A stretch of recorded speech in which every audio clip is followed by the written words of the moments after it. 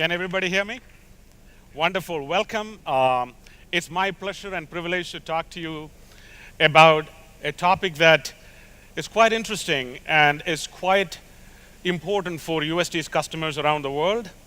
That includes some of the major corporations, governments, and consumers. So it covers all the spectrum. So little bit about the background. All of you know about artificial intelligence and how profoundly it is affecting businesses and lives around the world. And the impact of artificial intelligence in our day-to-day life has already become very pervasive. From the cars you drive, from the GPS you have, from the movies you watch, from the banks you bank, the hospitals you go, all are today fueled by some level of artificial intelligence. Things are changing around the world. It's not just in Spain, not in Europe, not just in the US, around the world, this is happening. So there's a lot of innovations that are happening that changes the way that businesses look at consumers. But we are going to talk about a different aspect of artificial intelligence. While artificial intelligence is now being used to cure cancer, understand medical imaging and healthcare, figure out what a consumer may want to buy tomorrow that you don't know, AI figures that out. Those are all the cool stuff. But I'm going to talk about something that is even more material, even more short-term. And here is the premise. If you look at the new digital companies today, the Facebook, the Amazon, the Googles, the Netflix, the Alibabas, they all have something in common. They all have something in common. The large companies, we call it the analog companies, big ones, being very successful, they have a disadvantage. When we looked at what's the advantage versus disadvantage, there is one thing that popped out. And this is simply this. The new digital companies are able to operate their business with productivity sometimes 20 times, 30 times that of the analog competitor. So I'm going to give you just one example. All of you know about retail industry, right? Amazon's velocity, the speed at which they rotate inventory through their shelves or the virtual shelves, is 28. Walmart is 7. Mathematically, whether it's Walmart or other major companies, mathematically it's hard to catch up.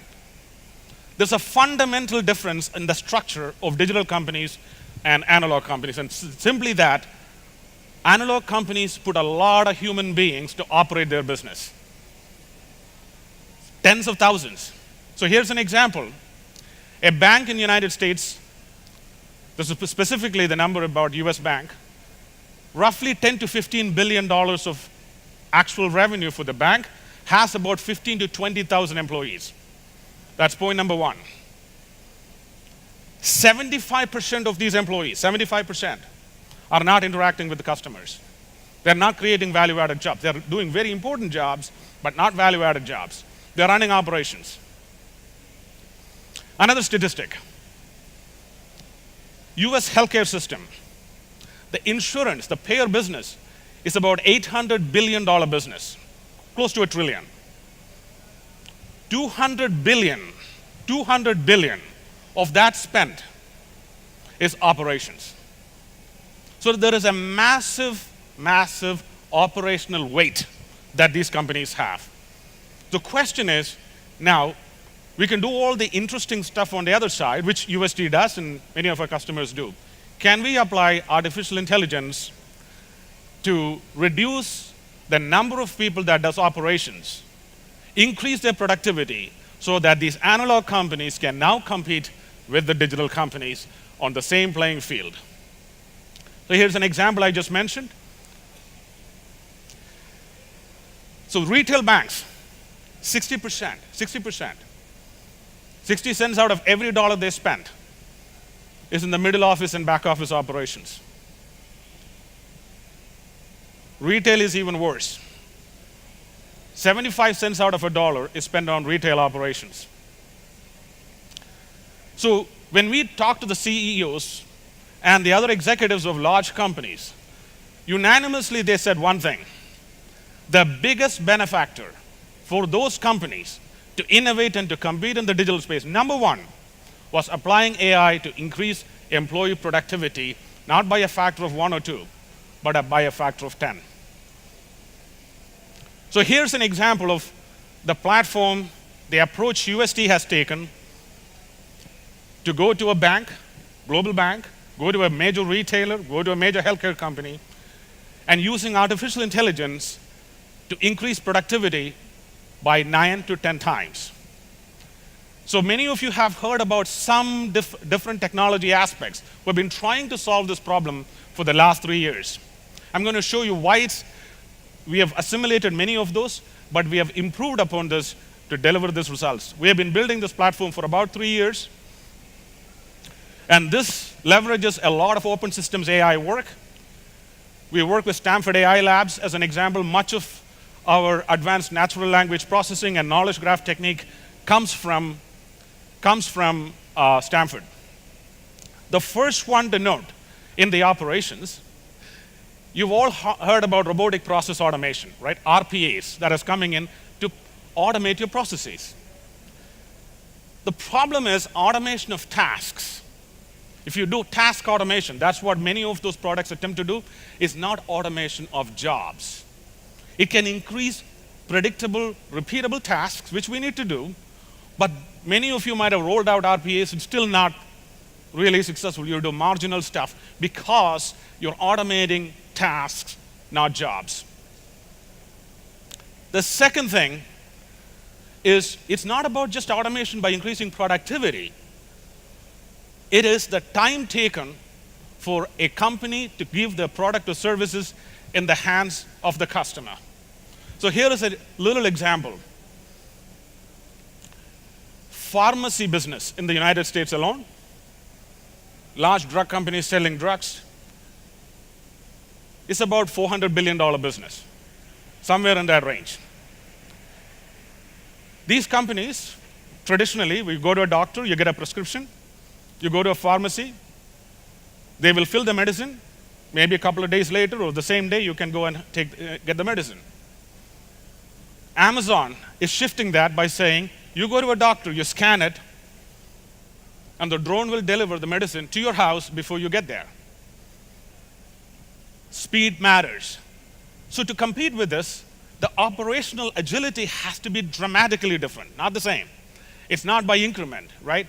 You can't compete with that speed unless your operations are very light. That's the second aspect of what we're going to talk about. The third one is a lot of the efforts that we do in automation, in digitization, is about automating your existing processes and techniques. Many times forget that those things have to matter in the outcome of the consumer. How do you do that? That's not easy. These are all very important points when you define the next generation artificial intelligence to disrupt operations. So we call it the AI first operation. So very simply put, why is it so difficult, so hard to take out these operational labor? It's because many of these people performing these jobs are not doing routine tasks. While most of what they do are routine, there is human judgment and subject matter expertise needed for these human beings to perform. For example, claims adjudication for an insurance company. While you can have algorithms and systems, you still need a human being to say, does this make sense? This is the reason why none of the technological innovations have been able to take the huge productivity gap. Just so that many of you know, while we talk about individual productivity has gone up, can anybody guess what is the corporate productivity that has gone up in the last decade? The percentage of corporate productivity. Any guesses? 50%? 70%? It's actually 3%. Corporate productivity, in spite of this incredible accomplishments in technology and in application, has not moved. And this is the reason. So the platform's attempt is to free human ingenuity so that instead of doing repeatable subject matter expertise-based tasks to strategy and your customers and your consumers, and you can liberate the cost that you exist in your existing operation to put that on innovation. I'll tell you why this is so profound. When you are an analog company, large company, competing against a digital competitor, the problem is you have a legacy. You have to run that operation, right? Now you have to transform that company into a new company, so you have to spend money to transform it. But then you have these two systems, it's called bimodals. Now you have to take the legacy into the new world. It's a massive issue. So you have to spend way far ahead for too long, multiple years, to even catch up. What this does is reduce the cost of your operation substantially, take the dollars out, and make the investment required in your innovations. We have a number of case studies where we have proved at large scale. This is fundamental. It's not technology, it's commerce. So our attempt was to get to 10x productivity. We can achieve 9 times productivity today in about 90 to 120 days in the operation sets that we experiment. We'll show you some examples. And over a period of time, we think we can achieve up to 15x. So another thing that we guarantee, and this is very important for us, if you go to a CEO and say, listen, we're going to put a platform into your customer support, into your retail buying operations, into your IT application maintenance or production support, where you have hundreds and thousands of people. He would say, let's do a proof of concept, let's make sure it is correct. So we take that question out because we are so confident that this technology can help our customers. We guarantee commercially 30% savings, and only after realizing this 30% savings, they will have to spend a penny on the platform. Take the risk completely out. So one of the things to note is, in order to get this, it was not easy. We had to look at over 350 plus roles in various business operations across a vast variety of industry verticals. And we took each of those roles and broke it down to activities. Over 3,000 plus high-level macro activities.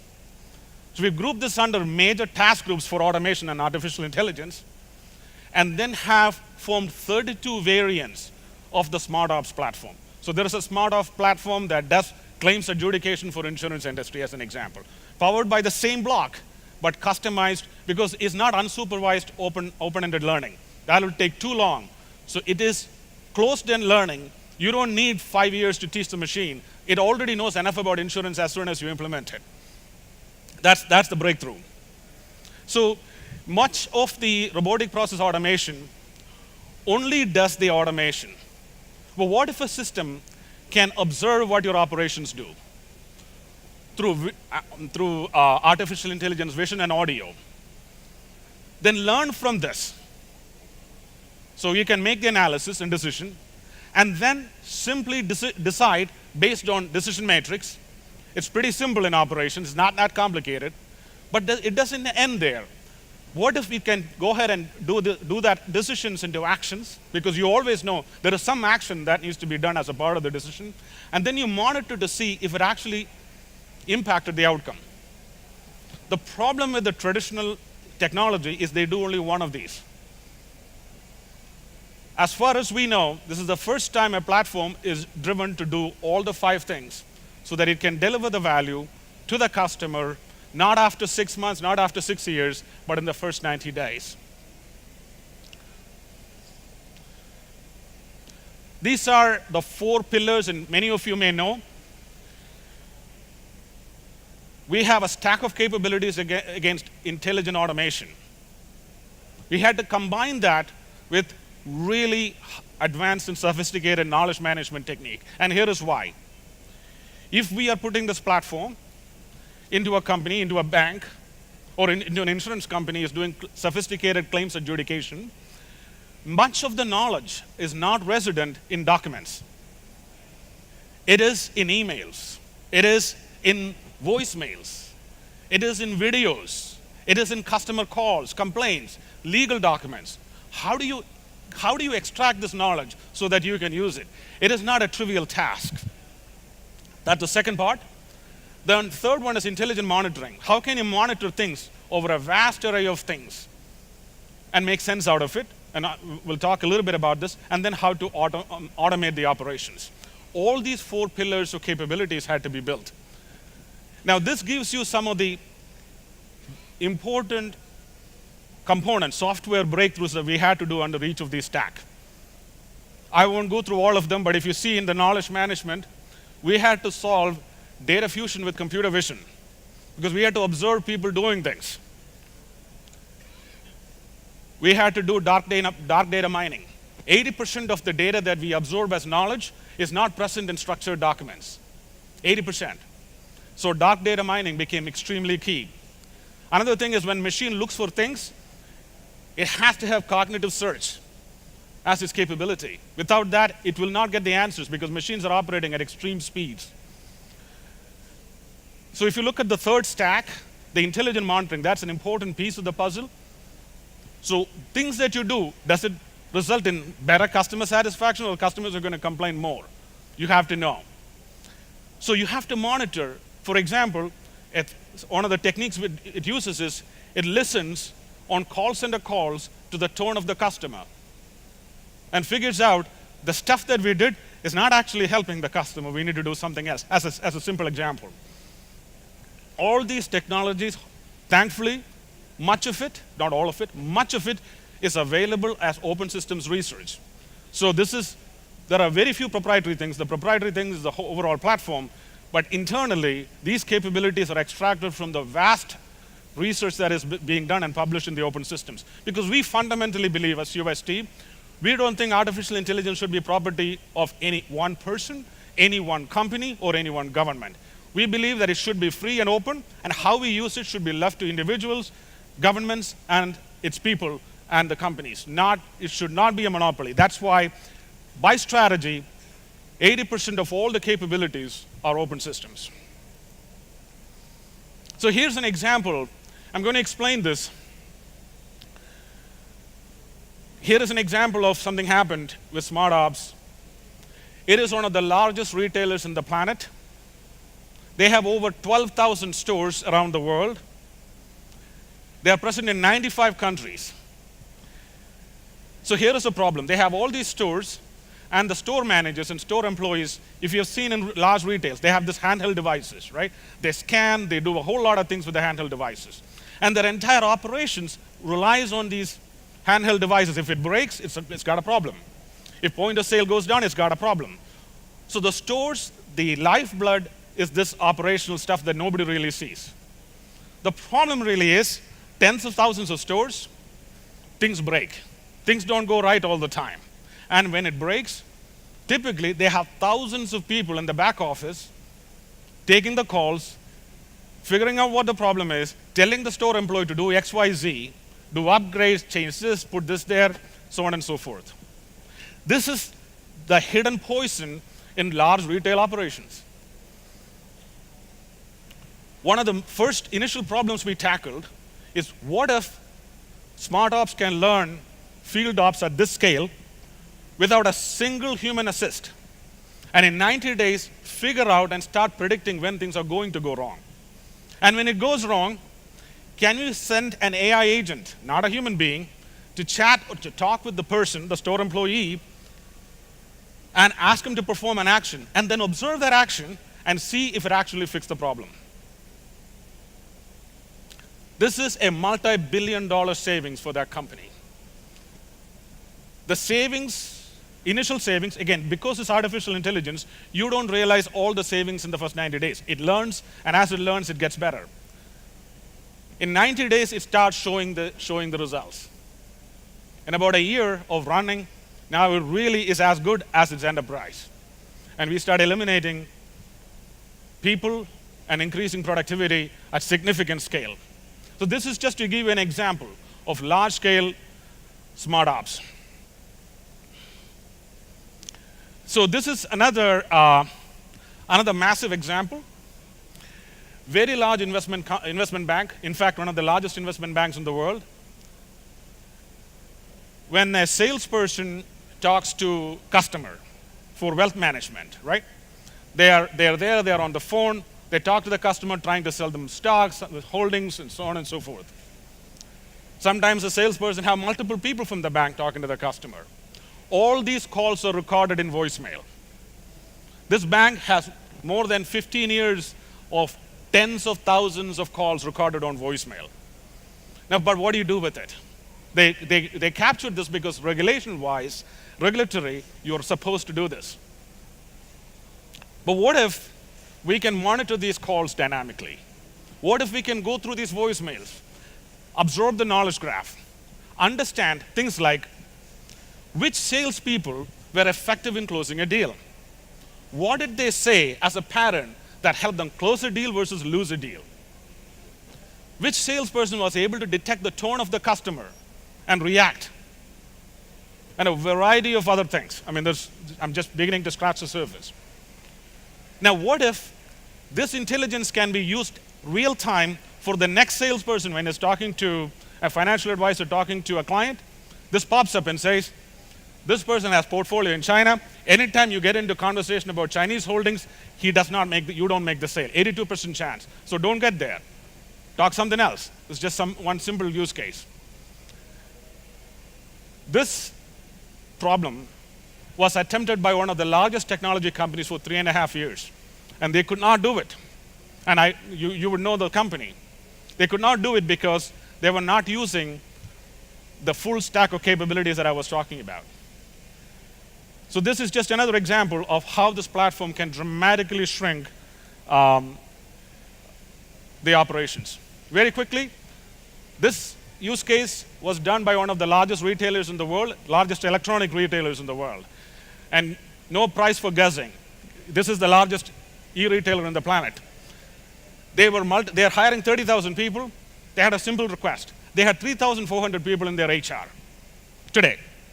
If they hire 30,000 people, they will have to double or triple their HR staff, HR operations, right? So that's about 9,000 people. They said, we don't want to hire anybody. Can you help? That was our problem. So we looked at what HR people do. They have tickets, they respond to a series of things, launched the smart ops for their application. In fact, this company claimed, and which is true, they are one of the biggest consumers for artificial intelligence in the world.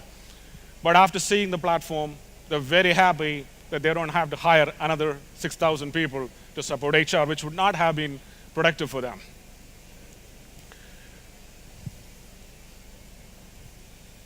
So again, very simple. If you're a customer, if you're somebody, it's this simple. You can get started with Smart Start. It's an option where we come in 12 weeks. All you have to do is give us a problem, give us a massive area of operations. No financial commitment required. Very little employee involvement. Usually 1 or 2 SMAs out of thousands of people.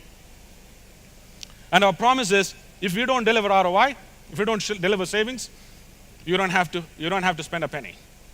In my view, that is as honest and as direct and as most profound as any AI, artificial intelligence-oriented application can go to a business person.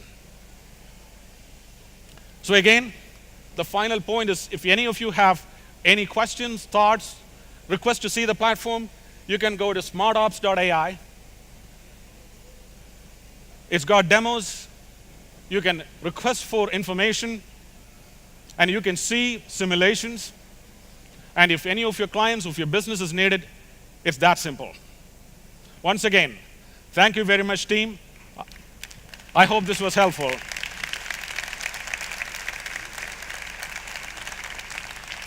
Any questions? Do you have any questions? I have less than a minute.